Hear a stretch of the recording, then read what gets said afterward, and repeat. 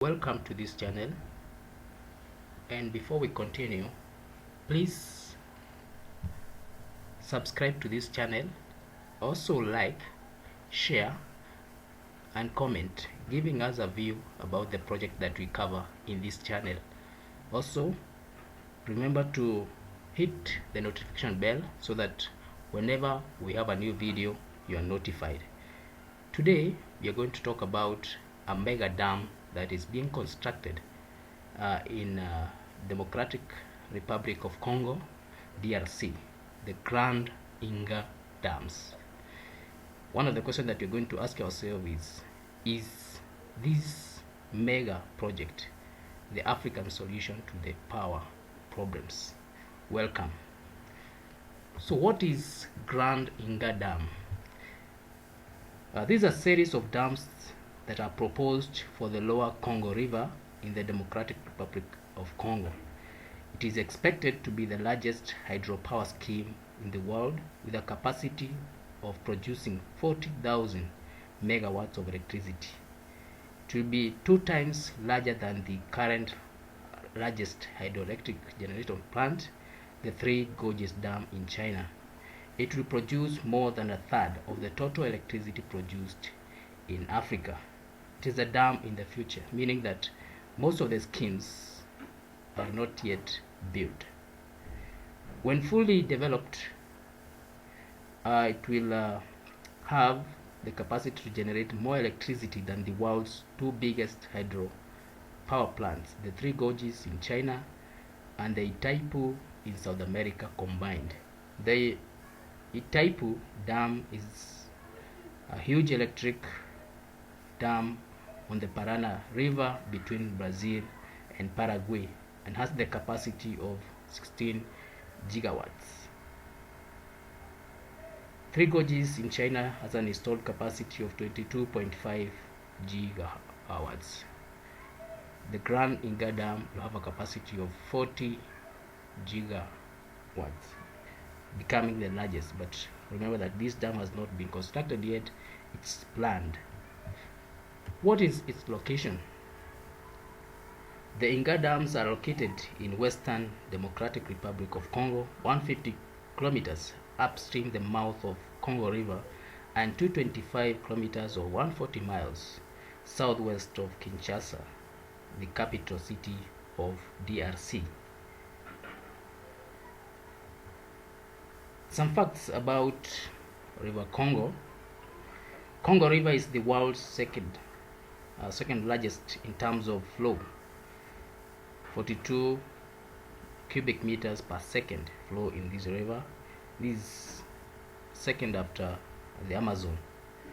It is the second longest river in Africa after Nile River, being 4,700 kilometers long. It empties into the equatorial Atlantic Ocean, creating what is famously known as the Congo plume. Plume basically is a high productive area arising from the rich nutrient flow from the river and is detected as far as 800 kilometers offshore.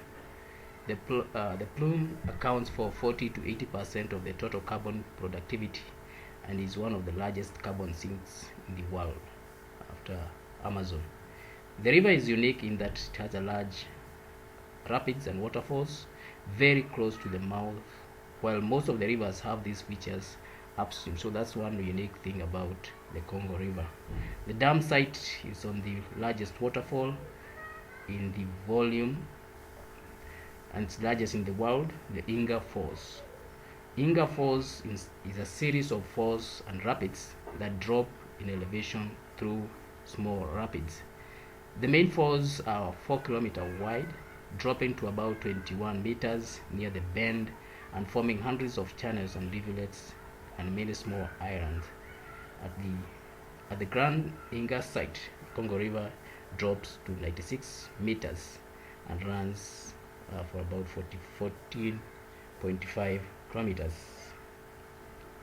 The falls are currently incorporated in Inga 1 and 2 hydroelectric facilities. The volume of the river diverted for Inga 1 and 2 is approximately 30% of the average discharge. It is postulated that the Grand Inga project is built, it will draw as much as 2/3 of the river, if not more. By its design, it is based on the feasibility studies which have been done in 2011 and 2013. Grand Inga will be constructed in 7 development phases, with Inga 3 BC being the first of the 3 phases. Inga 3 would be constructed in 2 steps, initially a low head and then a high head, extending the dam wall and making it higher.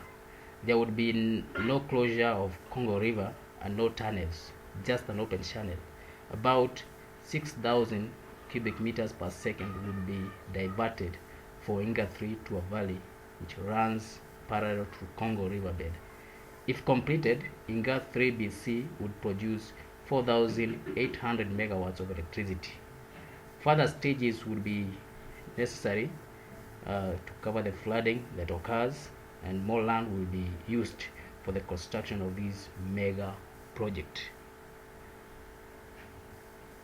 In terms of financing, it is estimated that the project will cost 80 billion to be completed, and several financiers have committed themselves.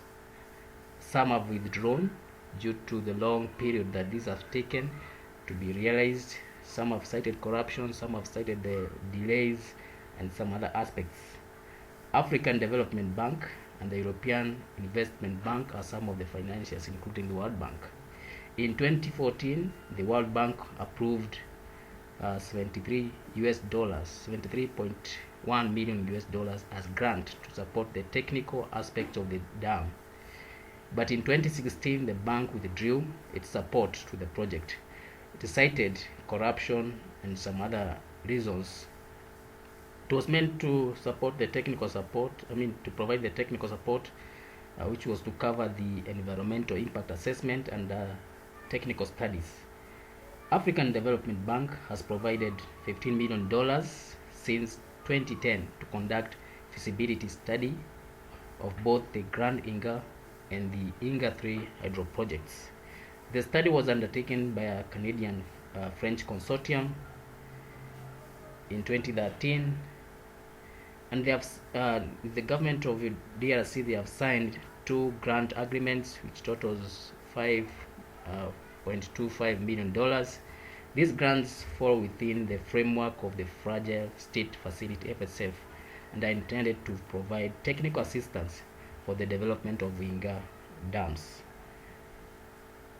Grand Inga Dam will be financed under private-public partnership structure, and it's listed by the G20 Multilateral Development Banks as one of the top 10 exemplary transformation projects, that is, large projects that have significant impact on development. The strategy for sourcing the funding from both private and public sources, and the funds will use that model, private-public partnership. So far, several groups have shown interest in this, including companies from China, from Germany, from Australia, from Canada, and so many other places. Recently, Fortescue Metals Group of Australia secured the inside running on the development of this project. Subject to completion of the feasibility studies and approvals, individual projects will be developed by Fortescue Metal Group, its subsidiary FFI, with ownership and project finance sources to be separately secured without recourse to Fortescue. Fortescue has said in the past that it intends to fund its green energy ambitions of balance sheet, and analysis have suggested that it should be able to find willing financial backers. The DRC President Felix Tshisekedi has been quoted saying that all foreign governments, investors, service and construction providers should now deal with Fortescue in regard to Grand Inga Dam. And that he's also said that he had put his faith in the company's record of delivering on major infrastructure projects in mining. So what's the importance of this project to Africa? What benefits is it bringing to Africa, and what are the effects of this dam to Africa? Africa faces a huge energy gap that has been contributed to slow economic development and poverty in general. Remember, DRC itself has a huge gap in terms of energy. Only a small percentage of its population is within the national grid, and this has contributed to the poverty and slow economic development that has characterized this country, despite having a lot of resources. On the other hand, Africa has a huge potential for all forms of energy. Mention hydropower, solar, wind, fossil, name them. Africa has a huge potential. DRC boasts Africa's largest hydropower potential with an estimated production of 100,000 megawatts in total, but only 2.5 of these have been developed so far. So with this dam, it is expected that almost half of that potential will be exploited through this dam. The massive dam is part of a greater vision for the international economic community to develop a power grid across Africa that will spur the continent's industrial economic development.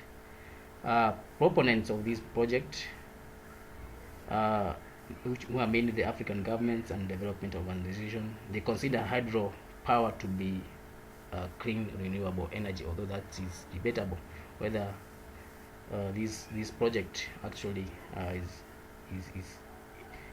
falls within that category of renewable energy.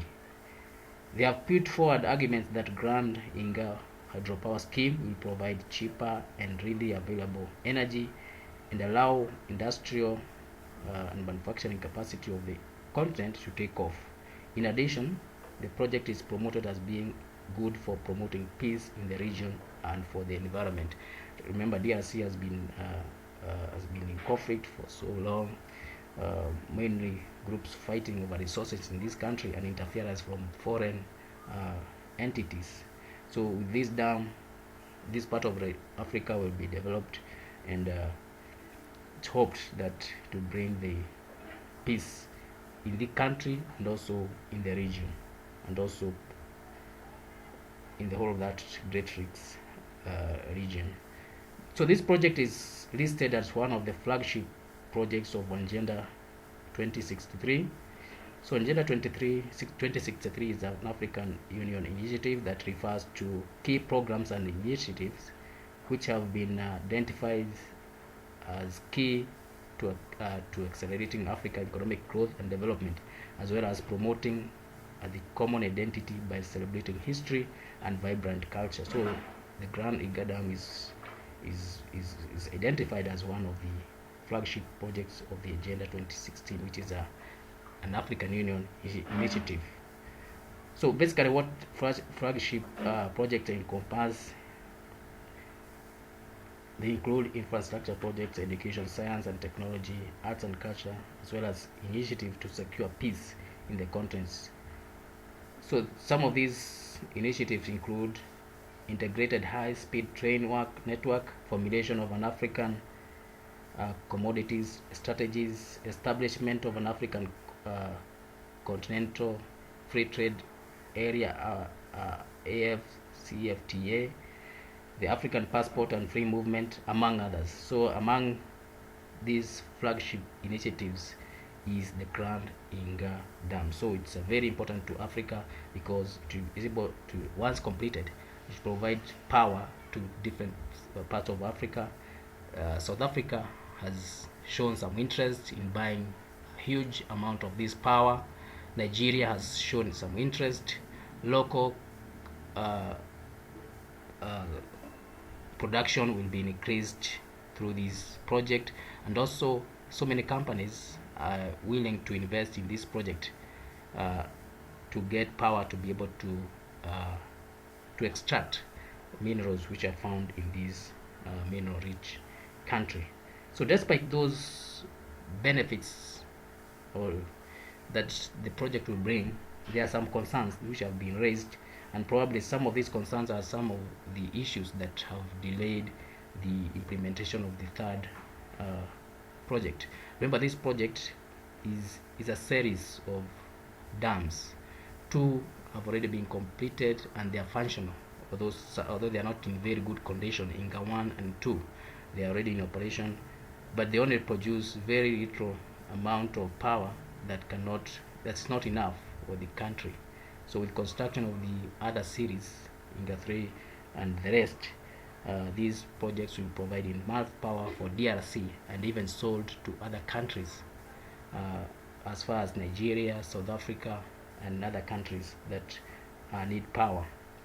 So there are concerns that have been raised concerning these these concerns right from an environmental, the amount of money that is required, there are corruption cases, displacement of people, there is ecological disruption, and there's this feeling that the project mainly benefits the foreigners who are coming to invest in this country, so they are using this power, and the locals are not benefiting from this project.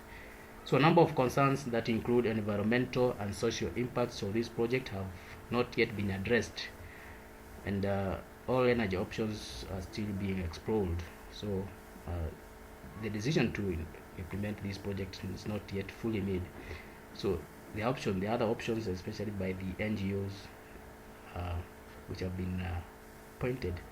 The Grand Inga is a massive project that will require huge sums of money for it to be realized, and the country, being a poor country, has to depend on others for its implementation. So in terms of making decisions, the hands will be tied, because they are relying on outsiders to implement this project.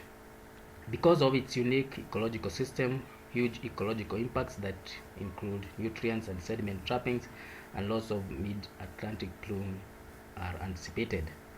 Diversion of the flow of Congo River may to create a reservoir would flood, especially the Bundi Valley, and that will affect agricultural activities, natural environment, and may cause even a huge methane emission that would contribute to global warming. So this is why there's some doubt as to whether this project is really a green project, because it might have some impact that may lead to global warming and subsequent climate change. And the effect of a reduced flow of Congo River due to blocking may cause a loss of biodiversity and shift the dominant species. The flooded area may also create an environment that conducive for breeding of waterborne vectors such as mosquito. There is also construction of transmission lines to evacuate this power to far-flung areas and even to outside countries. So these transmission lines will resort to huge corridors of forests being cleared from the Congo Basin. And given that this area has has the world's second largest rainforest, so there will be huge loss, and that will affect the climate in this area. So there is also very little electricity generated by Inga, which will go to the cities or village. Most of this power is going to extractive industries. So they claim that it will uplift people's standards might not be realized soon. There need to be some plans to actually serve people with this power, so that their standards of living can be improved. So there are also concerns which are growing that foreign companies will gain vast economic benefits from this mega project, taking the attention away from the development needs of poor African majority. Although this project is supposed to benefit Africans, there are concerns that foreign companies, the one that will gain most, they'll be able to come and extract resources in this region, and this region has a lot of resources, natural resources, and Africa's poor majority might not benefit. Is also given that only 91% of the people in DRC, 91% of people in DRC have no electricity, so only about 10% of people are covered by the national grid. the rest do not have electricity. And given that power that which will be generated will mainly go towards extractive industries and far away urban areas, so majority here might not be served with electricity. There are also concerns of poor maintenance, given that nearby Inga 1 and 2 dams are going through a major rehabilitation due to being run down for a long period of time, such that even their capacity now is not fully exploited. So these dams are going through a major rehabilitation. World Bank is assisting these, European Bank, African Development Bank are assisting these. So it means that these dams have been neglected for long, and that means that the same might befall the other dams which will be constructed, and that may mean that whatever was supposed to be realized out of this project will not be realized. There is also corruption, which is very prevalent in DRC, and this being a huge infrastructure project is prone to corruptions. Already World Bank has withdrew its support for this project because of corruption. There are other entities which are complaining of corruption in this project, and this might affect the project. And you know that most of the large infrastructure projects where construction stretched over a long period of time have been known to incur huge cost overruns. So this might not be an exception. These concerns are genuine, and they need to be addressed so that this project can realize the potential that it's meant. So this is a huge project by its size, and also the cost that will be used to realize it, and also the benefits that will be realized out of this project are huge. Power that can serve 30% of Africans, power that can serve South Africa, power that will go to industries within Congo, extractive industry, power that will go to serving the people of DRC with electricity. Nigeria has shown some interest in some of this power, and it's a huge project that's meant to transform Africa and power the continent. So it can be a solution if this project is implemented as designed. DRC government should take initiative to ensure that the benefits that are supposed to be accrued from this project are realized. So we'll continue to analyze this project, what is transpiring, the events that are taking place until the project is completed. So subscribe to this channel for more such videos. Comment, give us an opinion on type of project that you'd like us to cover. So thank you.